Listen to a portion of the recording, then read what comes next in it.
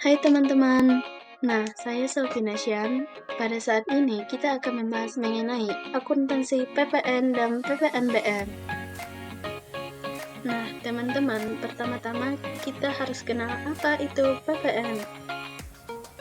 PPN atau pajak pertambahan nilai adalah pajak yang dikenakan atas konsumsi dalam negeri oleh wajib pajak orang pribadi, badan, dan pemerintah. Nah, pajak pertambahan nilai ini bersifat objektif, tidak kumulatif, dan merupakan pajak tidak langsung.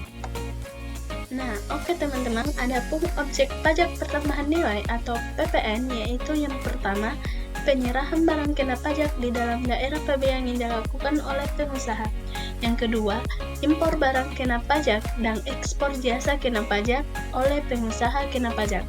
Nah, yang ketiga, penyerahan jasa kena pajak yang dilakukan di dalam daerah pabean oleh pengusaha. Yang keempat, pemanfaatan barang kena pajak tidak berwujud dari luar daerah pabean di dalam daerah pabean. Yang kelima, pemanfaatan jasa kena pajak dari luar daerah pabean di dalam daerah pabean. Dan yang terakhir, ekspor barang kena berwujud dan tidak berwujud oleh pengusaha kena pajak. Oke, adapun barang kena pajak atau BKP, yaitu barang adalah barang berwujud yang menurut sifat atau hukumnya dapat berupa barang bergerak atau barang tidak bergerak, serta barang tidak berwujud. Adapun barang kena pajak adalah barang yang dikenai pajak berdasarkan Undang-Undang PPN tahun 1984, jasa kena pajak. Nah, jasa kena pajak atau JKP adalah setiap kegiatan pelayanan berdasarkan suatu perikatan atau perbuatan hukum yang mana menyebabkan suatu barang atau fasilitas atau kemudahan atau hak tersedia untuk dipakai, termasuk jasa yang dilakukan untuk menghasilkan barang karena pesanan atau permintaan dengan bahan dan atas petunjuk dari pemesan yang akan dikenakan pajak berdasarkan Undang-Undang PPN dan PPNBM. Oke, kita move ke pajak penjualan atas barang mewah. Nah, dasar pengenaan terhadap PPNBM ini atau pajak penjualan atas barang mewah ini yaitu hanya satu kali pada waktu penyerahan BKP yang tergolong mewah oleh pengusaha yang mana menghasilkan atau pada waktu impor barang kena pajak yang tergolong mewah. PPNBM ini tidak dapat dilakukan pengkreditan dengan PPN. Namun demikian, apabila eksportir mengekspor BKP yang tergolong mewah, maka PPNBM yang telah dibayar pada saat perolehan dapat direstitusi. Objek PPNBM yaitu yang pertama, penyerahan barang kena pajak yang tergolong mewah yang diusaha yang mana menghasilkan barang tersebut di dalam daerah pabean dalam kegiatan usaha atau pekerjaannya. Yang kedua, impor barang kena pajak yang tergolong mewah. Selanjutnya, tarif PPN dan PPNBM. Adapun tarif PPN atau tarif pajak pertambahan nilai yaitu sebesar 10%. Nah, tarif pajak pertambahan nilai ini untuk ekspor barang kena pajak dikenakan sebesar 0%. Yang kedua, yaitu tarif PPNBM atau tarif pajak penjualan atas barang mewah. Nah, adapun tarifnya yaitu serendah-rendahnya 10% dan paling tinggi yaitu 200%. Nah, untuk atas ekspor barang kena pajak yang tergolong mewah dikenai pajak dengan tarif 0%. Adapun dasar pengenaan pajaknya yaitu jumlah harga jual atau penggantian atau nilai impor atau nilai ekspor atau nilai lain yang ditetapkan dengan keputusan Menteri Keuangan yang dipakai sebagai dasar untuk menghitung pajak yang terutang. Baik, selanjutnya yaitu cara menghitung pajak pertambahan nilai yang terutang, di mana dengan mengalihkan tarif pajak pertambahan nilai yaitu 10% atau 0% untuk ekspor barang kena pajak dengan dasar pengenaan pajak. Nah, adapun PPN yang terutang sama dengan tarif PPN dikali dasar pengenaan pajak. Baik, selanjutnya kita move ke faktur pajak. Nah, apa sih faktur pajak itu? Nah, faktur pajak di sini adalah bukti pungutan pajak yang dibuat oleh pengusaha kena pajak karena penyerahan barang kena pajaknya atau BKP-nya atau penyerahan jasa kena pajaknya atau JKP-nya atau bukti pungutan pajaknya yaitu BPP-nya karena impor barang kena pajak digunakan oleh Direktorat Jenderal Bea dan Cukai. Baik, nah selanjutnya kita akan mengetahui apa itu pajak masukan dan pajak keluaran. Nah, pajak masukan adalah pajak pertambahan nilai yang seharusnya sudah dibayarkan oleh pengusaha kena pajak karena perolehan barang kena pajak, atau perolehan jasa kena pajak, atau pemanfaatan barang kena pajak yang tidak berwujud di luar daerah pabean, atau pemanfaatan jasa kena pajak dari luar daerah pabean, atau impor barang kena pajak. Nah, adapun pajak keluaran yang dimaksud yaitu pajak pertambahan nilai terutang yang wajib dipungut oleh pengusaha kena pajak yang melakukan penyerahan barang kena pajak, penyerahan jasa kena pajak, ekspor barang kena pajak berwujud, ekspor barang kena pajak tidak berwujud, dan atau ekspor jasa kena pajak. Nah, akuntansi pajak masukan dan pajak keluaran. Untuk mencatat akun pajak masukan, yaitu besarnya pajak masukan yang dibayar atau dipungut setelah terjadinya transaksi pembelian. Nah, yang kedua, pajak keluaran. Pada akun ini, untuk mencatat pajak keluaran yang dipungut atau disetorkan ke kas negara atas transaksi. Nah, oke teman-teman, kita langsung saja masuk ke contoh soalnya, yaitu yang pertama, pada bulan April 2016, PT Adi Jaya mempunyai transaksi sebagai berikut, yaitu yang pertama, membeli bahan baku seharga 150 juta rupiah. Yang kedua, membeli bahan penolong seharga 50 juta rupiah. Nah, yang terakhir, yaitu menjual produknya seharga 170 juta rupiah. Nah, adapun yang ditanyakan yaitu hitunglah PPN pajak masukan dan pajak keluaran dari data transaksi di atas. Nah, perhitungannya teman-teman bisa langsung saja dilakukan, yaitu 150 juta dari bahan baku yang telah dibeli dikali 10%. Nah, didapatkan 15 juta rupiah untuk pajak masukannya. Nah, yang kedua yaitu membeli bahan penolong seharga 50 juta rupiah. Nah, teman-teman, di sini kita bisa langsung saja mengkalikan, yaitu 50 juta rupiah dikali 10%, maka didapatkan 5 juta rupiah untuk pajak masukan. Sedangkan yang terakhir, yaitu kita dapat langsung saja mengkalikan dari total produk yang dijual, di mana 100 juta rupiah dikali 10% didapatkan 17 juta rupiah untuk pajak keluaran. Nah, adapun perhitungan PPN-nya yaitu jumlah pajak keluaran 17 juta, jumlah pajak masukan 15 juta. Nah, didapatkan PPN kurang bayar sebesar 2 juta rupiah. Nah, ini akan dimasukkan ke dalam kas negara.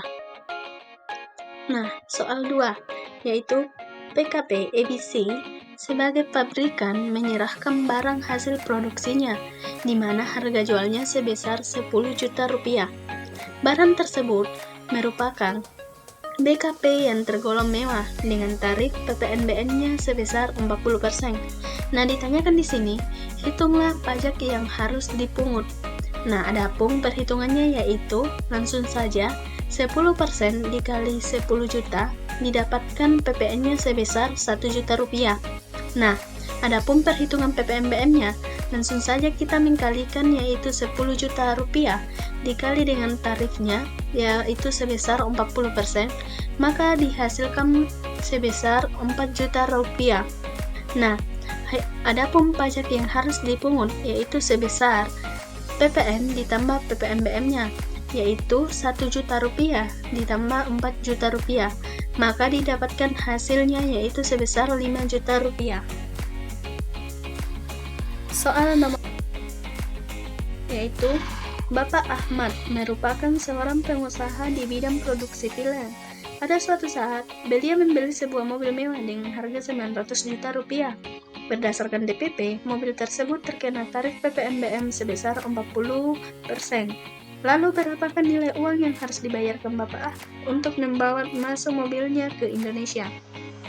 Langsung saja, yaitu perhitungannya dan rumus yang dilakukan yaitu tarif PPN dikali harga barang dikurang PPNBM. Jadi, tarif yaitu PPN sebesar 10% dikali dengan harga barang 900 juta rupiah dikurang PPNBM yaitu 900 juta rupiah dikali 40%. Nah, didapatkan yaitu 360 juta rupiah. Nah, yang kedua yaitu PPN 10% dikali 900 juta rupiah dikurang 360.000, didapatkan 540 juta rupiah. Nah, PPN-nya yaitu 10% dikali 540 juta rupiah, didapatkan sebesar 54 juta rupiah. Jadi, Bapak Ahmad harus membawa masuk mobilnya ke Indonesia dengan nilai harga uang yang harus dibayarkan yaitu harga mobil ditambah PPN ditambah PPNBM, di mana harga mobilnya 900 juta rupiah, ditambah PPN-nya 54 juta rupiah, dan ditambah PPNBM-nya sebesar 360 juta rupiah, diperoleh total yang harus dibayar Bapak Ahmad sebesar 1.314 juta rupiah. Selanjutnya yaitu soal 4. Diterangkan bahwa toko Permata menjual AC dan kulkas sebanyak 25 AC dan 20 kulkas dengan harga satuannya sebesar yaitu AC seharga 3.500.000 dan kulkas sebesar 6 juta rupiah. Lalu, berapakah PPN terutang toko Samsung yang wajib disetorkan?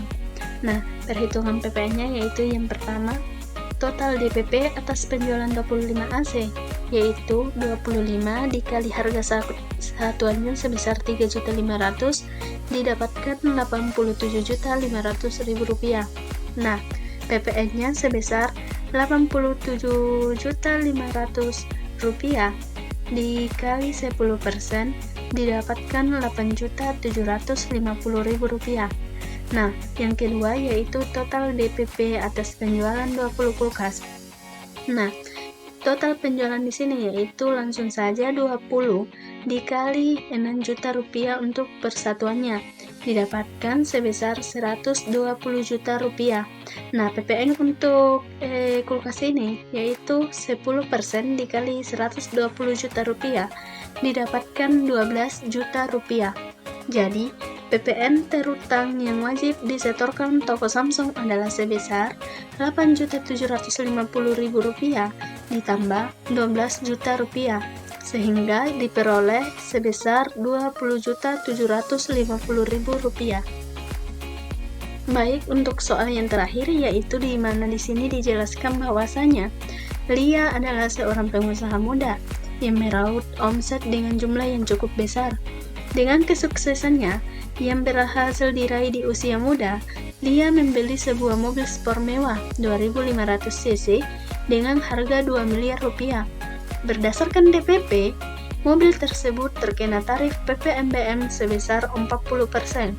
Lalu, yang ditanyakan, berapakah nilai uang yang harus dibayar ke Lia untuk membawa masuk mobilnya ke Indonesia?